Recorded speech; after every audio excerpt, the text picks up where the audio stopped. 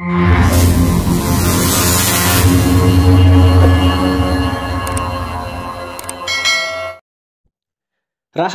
ತರೀಕೆರೆ ಕನ್ನಡದ ಪ್ರಮುಖ ಕವಿ, ಲೇಖಕ, ಸಂಶೋಧಕ, ವಿಮರ್ಶಕ, ಸಾಹಿತ್ಯ ಸಂಸ್ಕೃತಿ ಚಿಂತಕ ರಹಮತ್ ತರೀಕೆರೆ ಅವರು 1959ರಲ್ಲಿ ಜನಿಸಿದರು.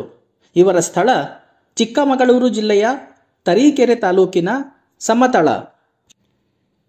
ಕೃತಿಗಳು: ಕರ್ನಾಟಕದ ಸೂಫಿಗಳು, ಕರ್ನಾಟಕದ ನಾಥಪಂಥ, ಕರ್ನಾಟಕದ ಮೊಹರಂ, ಕರ್ನಾಟಕದ ಶಾಕ್ತಪಂಥ, ಸಂಶೋಧನಾ ಮೀಮಾಂಸೆ, ಸಾಂಸ್ಕೃತಿಕ ಅಧ್ಯಯನ, ಮರದೊಳಗಣ ಕಿಚ್ಚು, ಕತ್ತಿಯಂಚಿನ ದಾರಿ, ಇಲ್ಲಿ ಯಾರೂ ಮುಖ್ಯರಲ್ಲ, ಅಂಡಮಾನ್ ಕನಸು ಇತ್ಯಾದಿ.